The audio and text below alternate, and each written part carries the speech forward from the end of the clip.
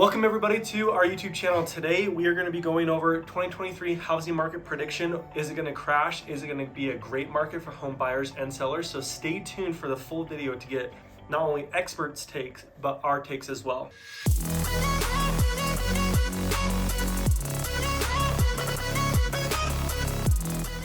For those of you that don't know us, my name is Jens Nielsen. I'm Matt Jones. And we're with the MJ Group here, Utah Real Estate Agents. For all things Utah real estate, go ahead and subscribe to our channel because you're going to continue to receive awesome content like this where we dive deep into what's going on in the real estate market specific to Utah. So there's a lot of speculation out there right now about what's going on in the real estate market, specifically here in Utah as well. Is the housing market going to crash in 2023? All right, here's the thing. The first 3 months of this year were still that fire market from the last 2 or 3 years. Yeah.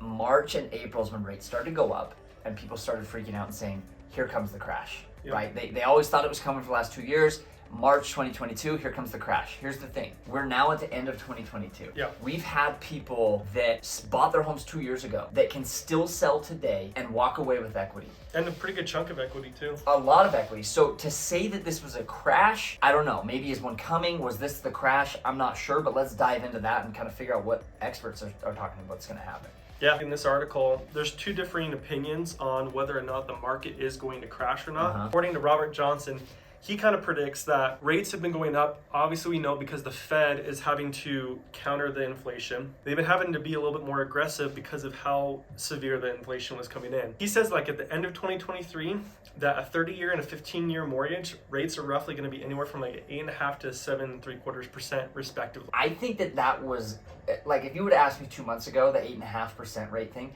2 months ago, I would have thought that was accurate. Yeah. That come spring, that's where we would be.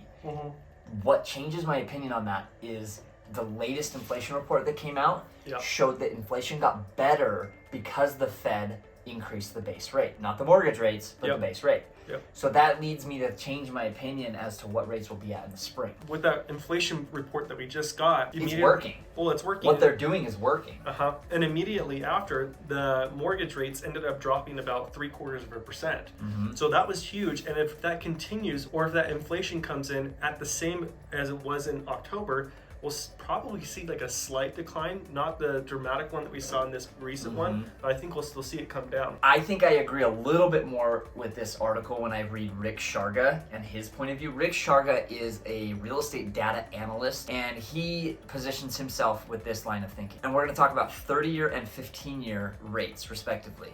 So he thinks that rates will peak at about 8% to 7.25% for the 30 and 15-year loans in early 2023, then gradually come down over the course of the year, somewhat to hang in the range of 6% and 5.25%. Respectively, that's going to be for 30-year mortgage and for 15-year mortgage. I think I agree a lot more with that. That sounds to be what we're seeing happening right now.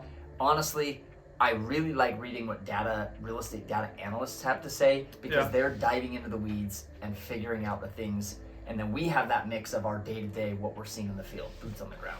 Yeah, for sure. And especially with that recent report that we just saw, he states that he thought rates were going to get to 8% and 7.25% with the 30 and 15-year respectively. But we've already seen that rates were at about 7.5%.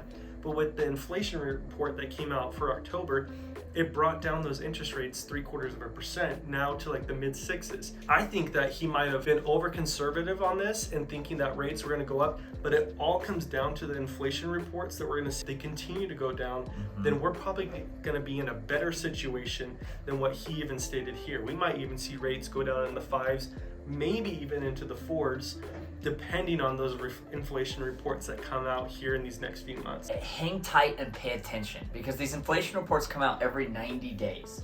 So the rates that they increased, the Fed bumped up the rate 0.75% on the base rate just a month ago. So in 60 more days, we're going to have another report that's going to be one that we really want to look at, not to mention the reports that come out before now and then. This has kind of been a little bit of like hopefully an insight, and I hope you understand. If you don't understand how the Fed rate works in regards to a mortgage rate, leave a comment below or send us a message and we will get you the breakdown because it's not super easy to understand. you have to kind of dig in and realize what it means. Yep. So thank you guys. Let us know what you think down in the comments. Do you think rates are going to continue to go up? Do you think they're going to stay stable at that 7.6 high 5 range? Or do you think they're going to come down? We kind of gave our take and some experts' takes on what they think is going to happen with the housing market, but let us know down in the comments. And like we mentioned earlier in the video, if this provided any value for you, hit that like button so that way we know that we're providing value for you. And don't forget to subscribe so you can stay tuned on more future real estate content. Yes, awesome. Thanks for watching, guys.